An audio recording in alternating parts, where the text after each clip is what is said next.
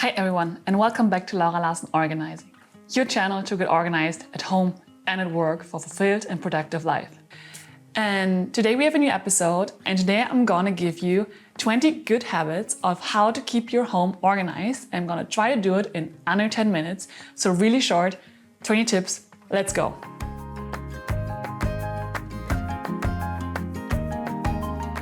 Number 1, daily tidying.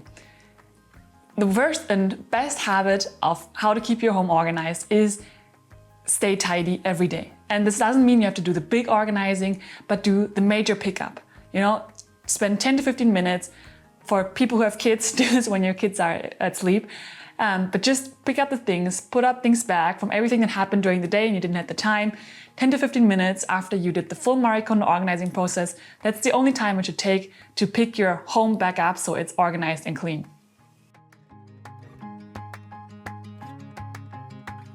2, everything has its own place. And this is how you should have ended up after the right organizing process, that you just stay with the things that make you happy and all of these items have their designated space. So it should be really easy for you to, when you use something, you just put it back.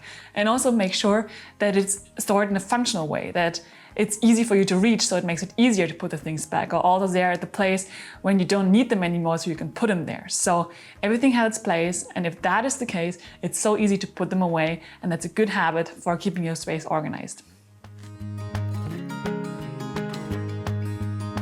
Tip number 3 is the called one in, one out rule.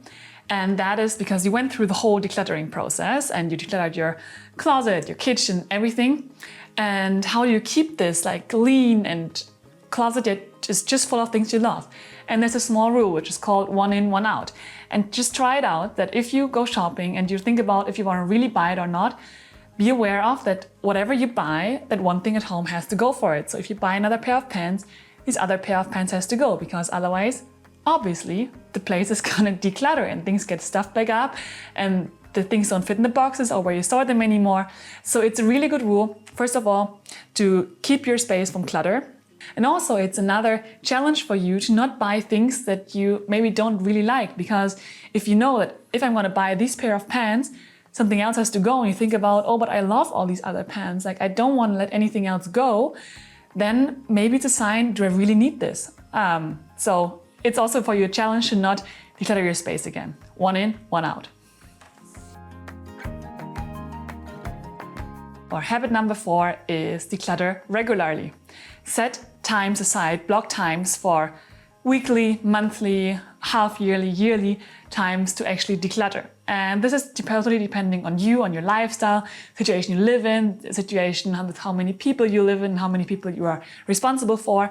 But set times aside that you can regularly declutter, go through things like your basement or your closet, spaces where you just feel like, okay, something's not in order anymore, or your priorities have changed, things that you love have changed, so you can like go through them, do the Marie Kondo organizing process, decide if you want to keep it, if it sparks joy to you, if not, let it go. So you keep and maintain a household of just items that spark joy to you.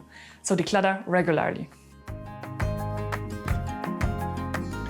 Tip number 5 is an easy one and nothing too big to think about, and this is make your bed in the morning as the first thing.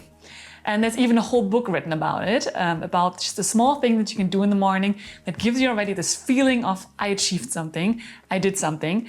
And make your bed, it looks way more organized, your bedroom looks way more peaceful, and it's already a small habit of a thing that you already achieved in the morning, so nothing else in the day can stop you. Tip number 6 is organize as you go. And that means don't just let things pile up or wait till things are really in a pile that you have to then put time and set time aside to get it organized or put it back. Organize as you go. So if you ate your meal on a plate, directly put it in the dishwasher. If the dishwasher is done, directly clear it out. If you are done wearing something, put it either in the laundry basket or put it back in your closet. So do things, put them away after, like take them out when you use them, but when you're done using them, put them directly where they belong to. That saves you a lot of time and a lot of chaos in the house, because there will come a time anyhow where you don't have the time to do all these things. So if you just have this habit of like directly putting things away after you use them, you're going to save a lot of time of putting these things away. Tip number 7 is label everything. And this is especially a big tip for people who live with a lot of other people who don't have the same sense for organization or don't have the same heart for the organizational level that you might have. And it just makes it easier if you live with a lot of people together, label everything so everyone knows where things go. You make it way easier for them to put it there, because I assume when you organize everything, you know where it goes, so you wouldn't need the labeling, but it just makes it so much easier for everyone else. And even if you tend to forget it, where you want to put the bed linen or the towels or these other things, put just small bins or baskets, label them, so it's way easier for you to know where to put the things.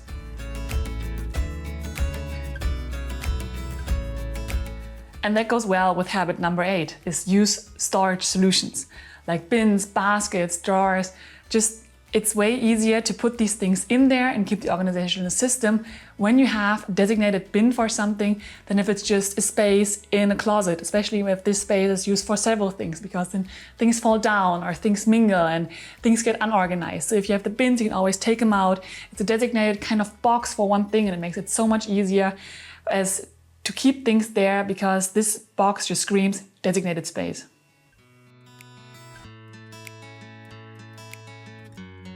Tip number 9 is keep surfaces clear.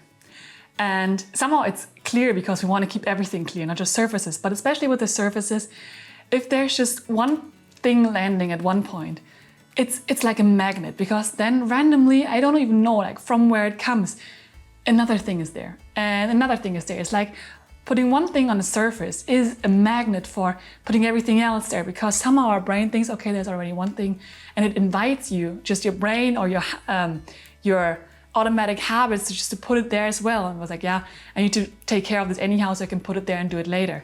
So, but as soon as you keep surfaces clean, you don't give it a chance to accumulate and directly just put it away. So keep the surfaces clean. So, because even one first thing can lead as a magnet for a huge pile to build. So this way you directly keep your habit of putting things away. Tip number 10 is do a nightly cleanup. It goes out somehow with tip number 1 already, like schedule the 10 to 15 minutes. But latest, I recommend you to do a nightly cleanup that before you go to bed, your kids probably are already in bed. That makes it way easier to get organized. But especially at night, before you go to bed, just pick the few things up that are running around in your home, like shoes, put away, put your jackets away, make sure your surfaces are clean. Just like 10 to 15 minutes, just put everything away, that in the next morning you wake up and you have a fresh start in your organized home.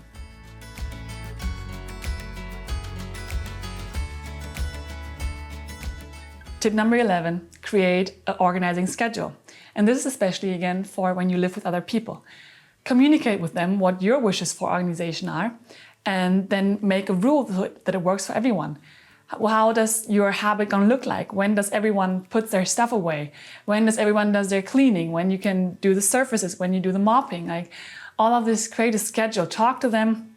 And I know that cleaning is not organizing, but the same as most people have a cleaning schedule, have an organizing schedule.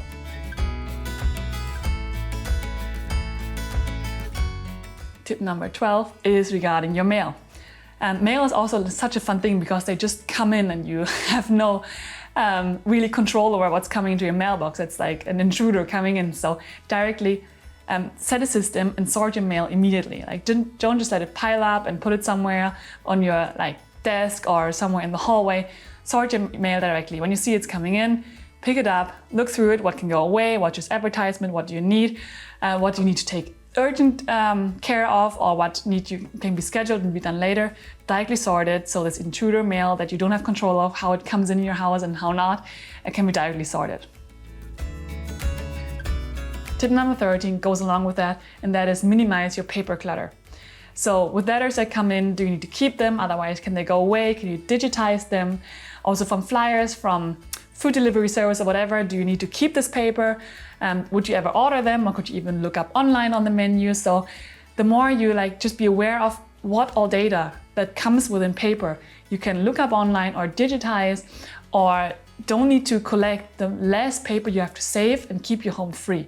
So really make sure that you keep your paper as minimal as possible. 1 or 2 binders should be way enough for your home. I made a full video on that, on how to organize your paper. So if you have questions around that, check this out. I also put it in the show notes. but minimize your paper, keep it digital. Tip number 14 of good habits, how to keep your home organized, is keep categories together. For example, keep all your cleaning supplies together, that when you use them, you all have them at one space. Or keep all your bed linen together. It makes so much sense, I don't even go on with the list. But keep things together in their categories, store them in their categories together, so it's way more functional and easy for you to use. And also, for example, if you have the space in the bathroom, for example, keep the stuff you clean the bathroom with in the bathroom together, and keep the kitchen cleaning stuff together in the kitchen. So even these small things can make a big difference on how you use them and how you can keep things organized.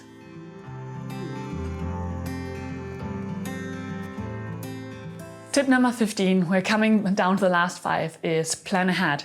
So if you know that you're gonna have a stressful weekend because family is coming in, you have events coming, or anything that is gonna probably create clutter, try to plan ahead. Do as many things as you can do up front, like pack food or pack suitcases, or put out clothes before. Anything that can prevent the chaos that when the day is coming or the next morning is coming, and already reduce the clutter of the activities when they're coming. Because family and people coming in always means clutter and chaos, that's fine. But when these things are there, you want to be busy with your family or with the people coming in and not with organizing. So plan ahead, do as many things as you can do before, that reduces the amount that you have to do after.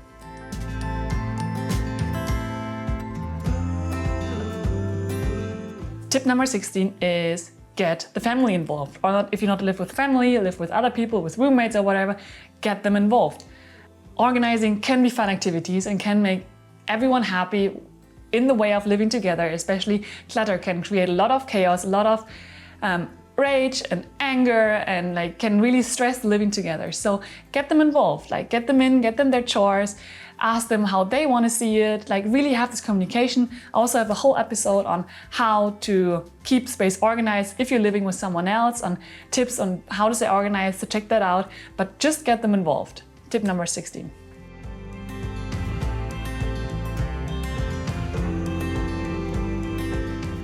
Tip number 17 is set up a donation box. And with that, I mean more the set up a bin or a box where people can put things when they don't want to use them anymore. So they can directly keep this habit of keeping their space or their closet, their drawers, clutter-free. So have a bin when it's full, you bring it somewhere to donate it, but just have a system already in place how you or other people in your household can get rid of things. Tip number 18 is limit multiplies. And that means when you organize your stuff, when you go through your stuff, make sure you just have one of each, because the more you have, the more space it takes and the more clutter just comes and the more disorganization comes. So it's a good habit of keeping your things organized is to limit your multiplies as much as possible. Also when you're buying stuff, just make sure how much you need, that you don't run out of it. You don't sit on the toilet without toilet paper, that's obvious, but limit multiplies because it just takes up space and just leads to clutter. Tip number 19 is stay consistent.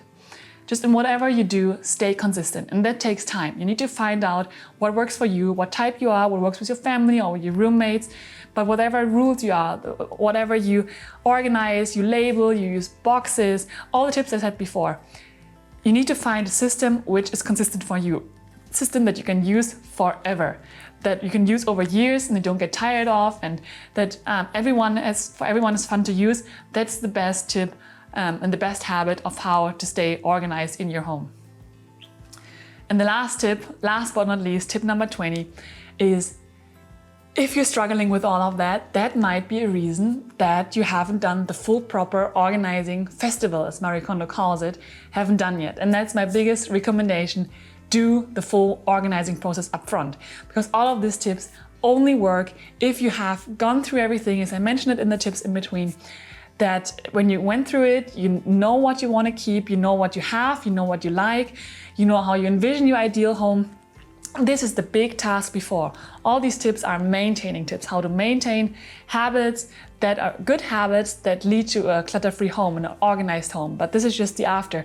You need to do the process before. If you have questions regarding that, there are also tons of videos on how to do the organizing process from Marie Kondo. Also, just contact me on my website or in the videos. But that is the big step that you do before. So I hope it's under 10 minutes. I didn't time it. But I hope these 20 tips were helpful for you on good habits, how to stay organized, and I hope there was something in for you.